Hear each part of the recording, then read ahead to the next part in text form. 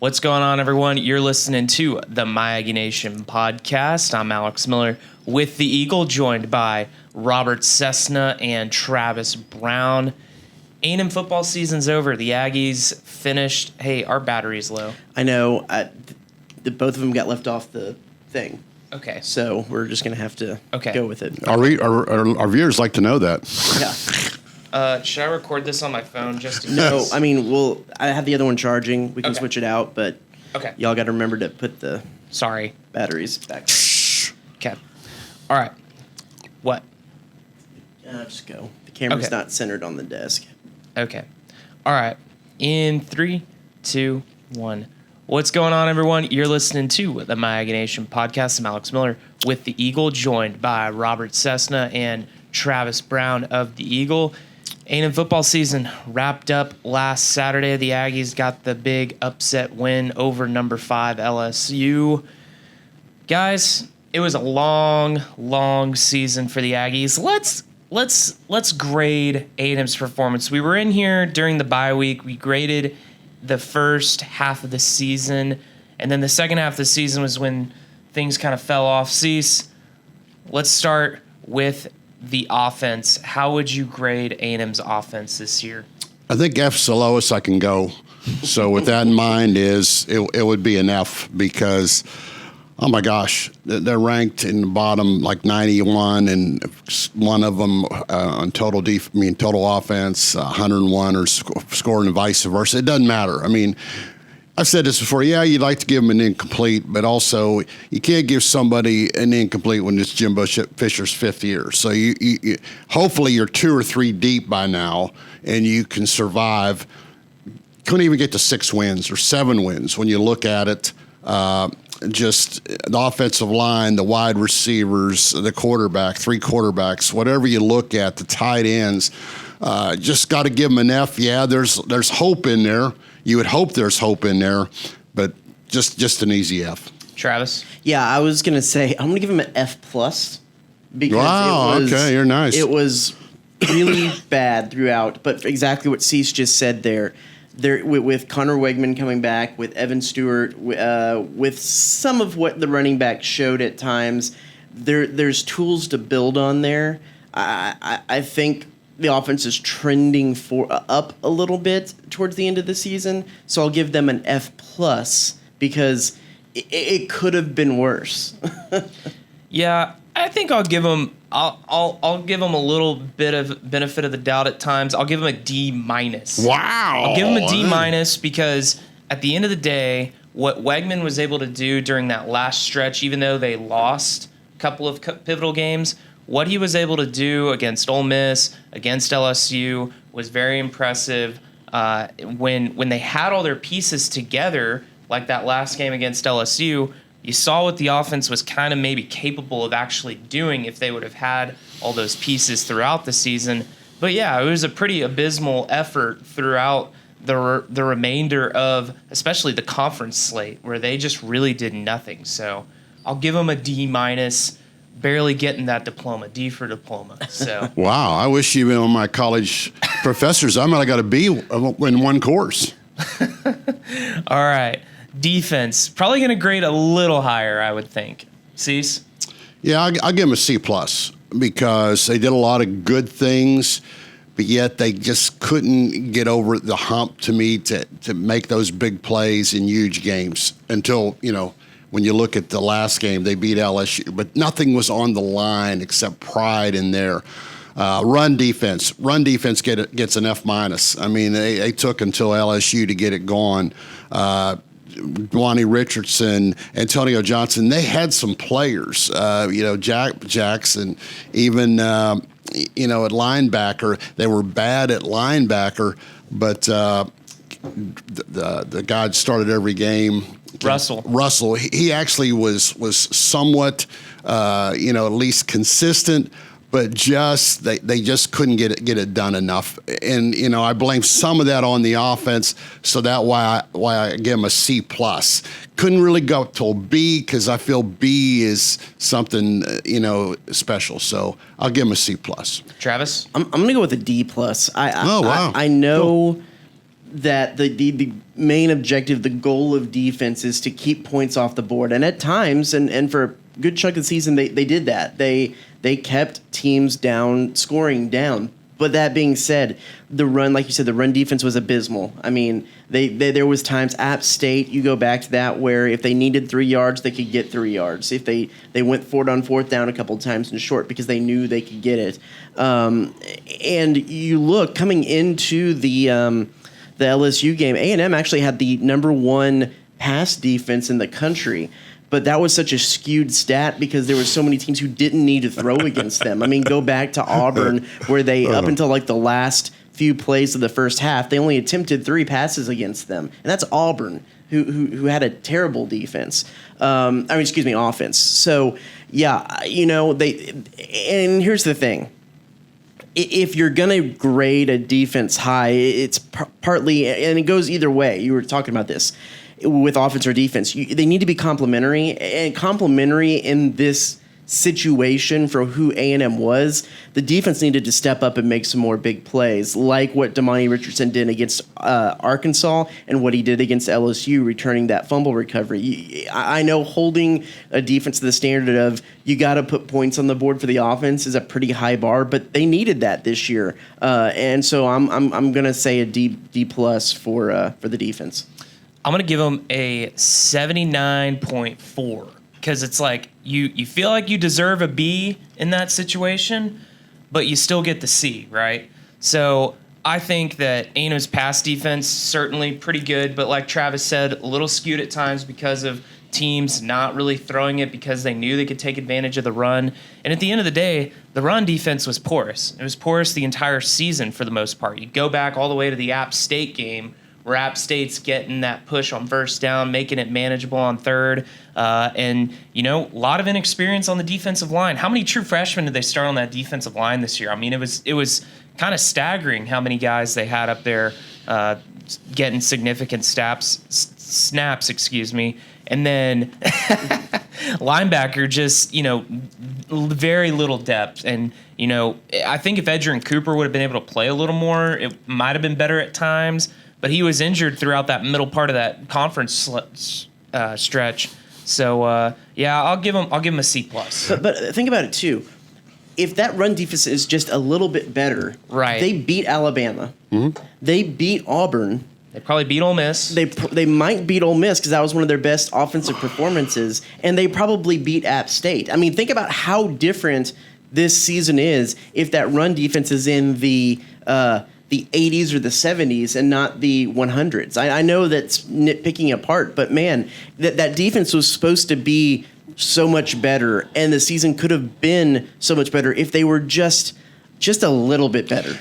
We could say that about the offense at certain points too. If they were just a little better, A&M could have won certain games. If they'd have made one more pass against Alabama, they'd have won. But I'm also laughing to myself is the fact that I couldn't think of Chris Russell's name kind of says where the defense is. He started every game, and his name just doesn't come to me because other than Damani Richardson and Antonio Johnson, nobody comes to mind real quick on defense because I mentioned those guys a lot. All right, special teams. Travis, I'm going to start with you. Special teams was interesting. Early in the season, I think it was about a C because, Caden Davis really didn't show up like a lot of us thought he would. But then you have Devon Achane returning a touchdown, and it kind of balanced out. You had maybe one of the underrated breakout players this season. That's Randy Bond coming in and doing a pretty good job as a walk-on and a guy who was supposed to be a backup this whole season. There was a couple of miscues on punt catches, a couple from Anais Smith and a few from Moose Muhammad, and trying to catch balls and letting balls go over their head and punt. It was such a mishmash. I don't think Nick Constantino had a very good season. No, not at all. Not at all. For what punters have been able to do at A&M, don't think he really had a great season. Give him a C. It was just average. There was some bright spots, but probably not enough. I'll give him a C. C's. I give them a D because I take the word special off teams because there's nothing special about them. And I know it hurt to have Anais Smith gone, but they never had that huge plays in the return game. Yeah, their coverage was okay, but they go in, and I give Bond kudos because Davis was supposed to be the guy. He was a bust. Constantine, you got to remember, every year you think A&M punter might be up to win the Ray guy. He wasn't even close this year. It was, and then the blocked field goal, and I know the guy, quote, was offsides, but he still didn't get them. There was just the special teams. I thought they lost about, out of the 12 games, they probably lost 7 matchups this year if you just looked at the special teams in the games, and that's just really bad. So I'm giving them a D, and I think I might be kind to give them a D. You think about the kickoff return for a touchdown to open the South Carolina game that really set that. the tone. Yeah. Good thing you're here. I mean, A&M won. You take the last 35 minutes of the game, A&M pretty much dominated that game. But that first 5 minutes, I mean, they were just skunked, and that was because it all started with that kickoff return. Mm-hmm. You know, so I think I give them about a C. What you had to say, Travis. I lean toward what you had. It's just another one of those situations, and I know it's like C said, you can say it for anything, but it was pretty evident from the beginning of the season that offense was going to struggle. And if you know early that the offense is going to struggle, the other phases have to step up. Special teams, that usually hasn't been a problem for A&M in the past. And so it's just another ones that you kind of have to dock them for not stepping up and helping getting some yardage on kick returns and things like that when it was evident that was going to be needed. All right. Coaching. Cease? Got to give him an F because bottom line is there's no way A&M should be 5-7, not gone to a bowl game.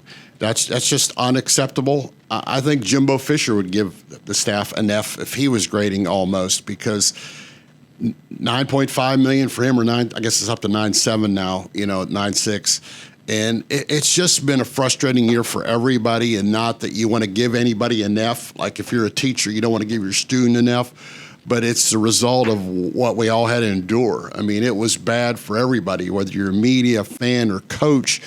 And, we touched on it. Moving forward, I'll give them credit for getting to Wegman. I'll give them credit for getting to Bond. But, of course, they didn't start with those guys. So that in fall camp, what happened, maybe they could say, well, these guys came on as the season went on. So that's a good thing looking forward. You hope it's an F that gets everybody's attention and not an F that goes down. At least I'm giving them an F. Travis? Yeah, I mean, that's what I was going to get to, is that how do you not know that you have Wigman sitting there? And of course, you could say, like you said, moving through the season, through practice, that he developed, and Jimbo Fisher, kind of when we asked in the midseason, said it's a whole lot easier to ruin a guy in that situation than it is to make him. But it seems pretty evident that Wigman was a guy that was ready to go when his number was called there early in the season. So I think you got to dock him for that. The play calling was bad. The run defense on defense, the way that they did that, the 3-man front and how that switched around. There was games to be had there, even with how badly they played, and they couldn't overcome that situation. I mean, also something we haven't talked a whole lot about, the way that A&M's offense usually came out of the locker room in the second half, where adjustments were supposed to be made right there, that those first couple of drives out of the locker room in a lot of those games were maybe some of the worst spells that A&M had in any of those games. Even go back to the LSU game, that was the case. Those 2 3-and-outs right out of the locker room. That's right squarely on coaching. And you go back to the way that the staff was built up. I still argue with, they need a special teams coach. They need a dedicated special teams coach in here. And I know there's only so many coaching positions that they can have, but man, with how bad the special teams were this year, I think that's something that needs to be looked at moving forward. I give them an F.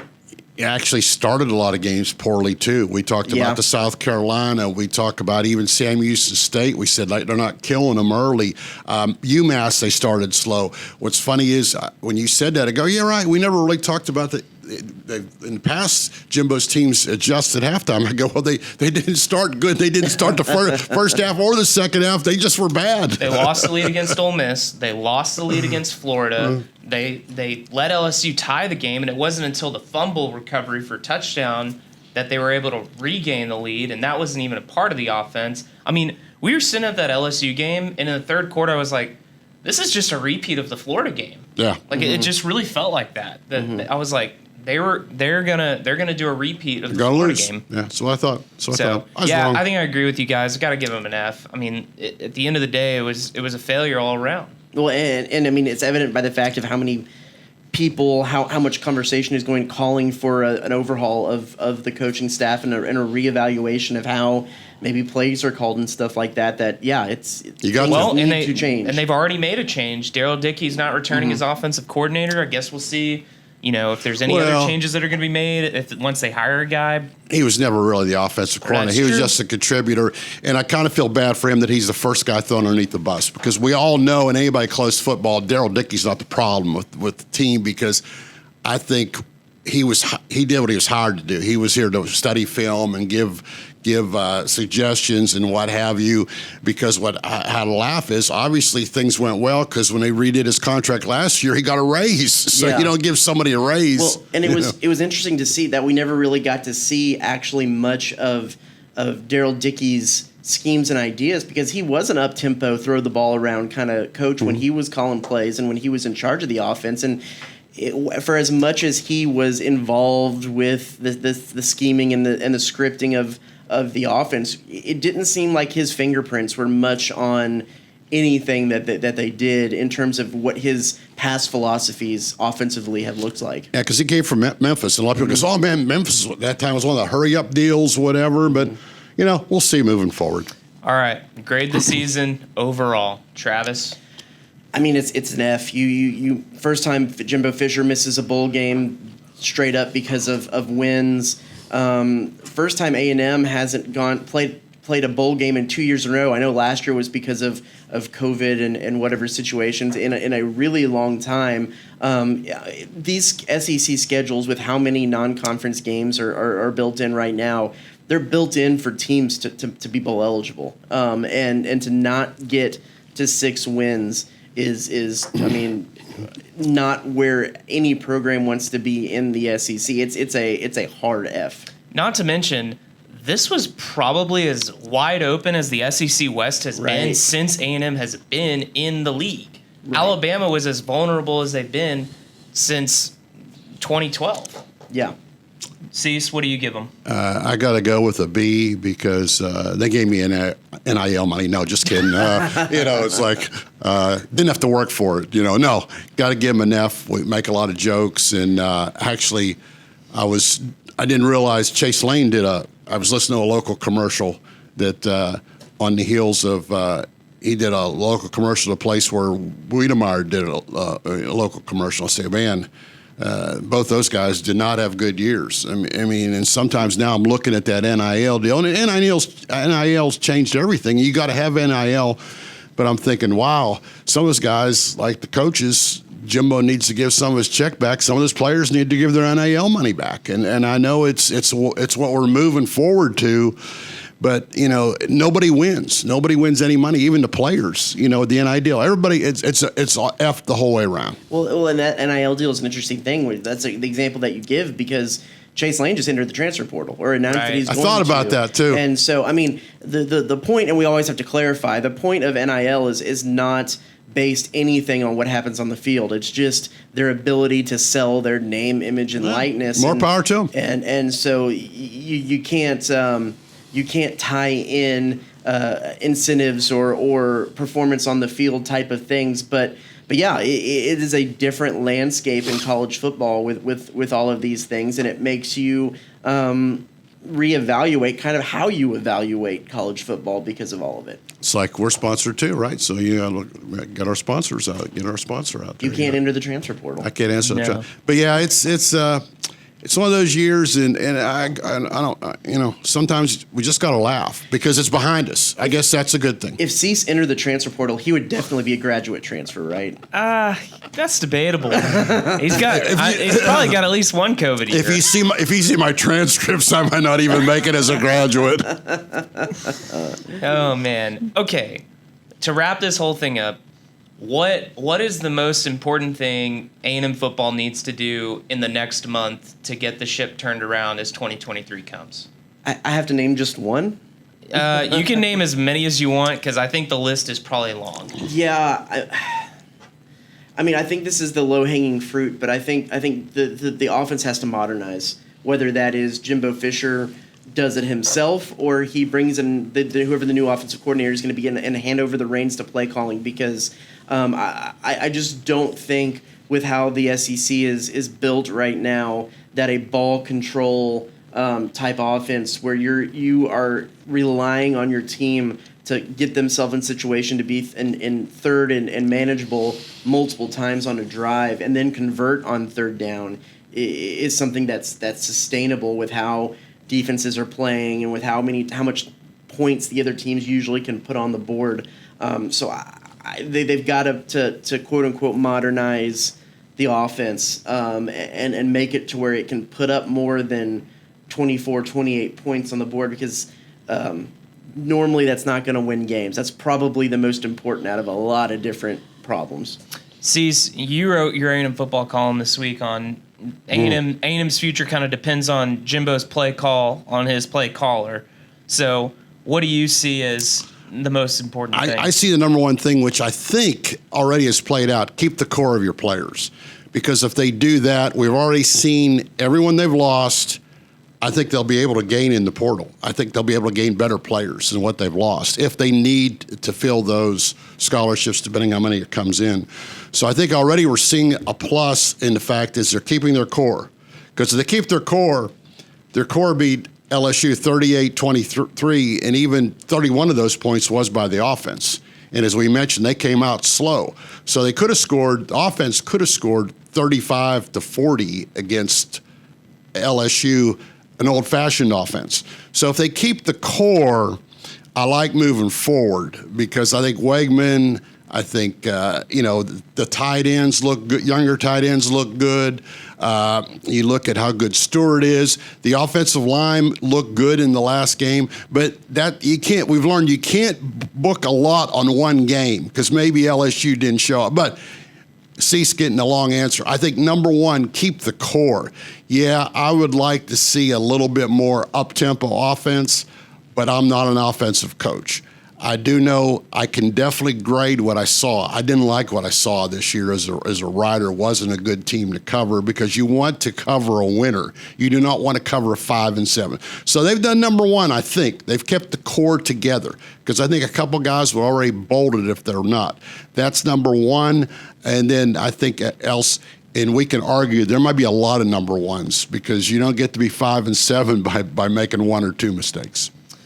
And what about you? Yeah, no, you guys took mine. I think something I'm curious to see is what's A&M going to do with this recruiting class? The early signing period is in February, like 3 weeks from now in December. They've only got like 11 commits. It seems like they're going to try and maybe use the portal a little heavier this year because Jimbo really doesn't really use the portal a ton in his time at A&M. So kind of curious how they fill, maybe some needs there. But what's going to happen with this recruiting class? Because, you had the number one class last year. This class is far from that. And so to be the elite of the elite, you have to stack those classes on top of each other. That's how you become the Alabama, the Georgia, the Ohio States of the world. Yeah, I think it'll be interesting to see what happens in these next couple of weeks because you would think any kinds of staffing issues need to be resolved by that early signing period right. So that those recruits have the confidence of knowing who they're going to be playing for here in this next couple of years. But a couple of the other unintended consequences, if they are bringing in a new offensive coordinator that's going to completely revamp this offense, does the baseball team miss out on having Connor Wegman because he might want to stay and learn that was his kind of reasoning why he didn't play as an early enrollee last spring is that he wanted to ingratiate himself into Jimbo Fisher's offense, learn the playbook, be able to be ready when his number was called. It's kind of that situation again. I don't know anything for sure right now, but will the baseball team miss out on that because he might have to choose football over baseball? I want to close out with this. Cease, how progressive of an offensive coordinator? I know we're not going to get into names or anything right now, but on one end of the spectrum, you do have like the Garrett Rileys, where it's just absolutely full air raid up tempo, and then there's a spectrum all in between. How progressive, how crazy do you think Jimbo will get with his hire, or do you think it's going to start to be someone who falls decently in line with where he's at, but maybe has one or two different ideas? Where on that spectrum do you think A&M will go? I like to be wrong, which I am a lot. So I think he might try to hire somebody with opposite of his comfort level, maybe a little more hurry up tempo offense, whatever, a younger guy. Because I don't think Jimbo's going to completely give up the reins. I think that way he could bring somebody in to complement it. And that's just me talking, because I think most people are thinking he's going to go turn over the keys completely. I don't think that. I think that he's just a guy that likes to be in control. But once again, I might be wrong on that. And I know you said you wanted to close with that. I'd like to close. I put my 2 cents in for closing. I know one of our most faithful listeners on these is my daughter, Cassie, and she turns 33 today. So today's her birthday. So I want to wish her a birthday whenever she watches this, because she's been a blessing since she came into our life. She was our first, so I'm pretty excited. Happy birthday, Cassie. And she's Happy my number one birthday, fan. Cassie. All right. We've graded A&M's football season. It's basketball season, though, so stick around. We're going to have another segment here breaking down A&M men's and women's basketball.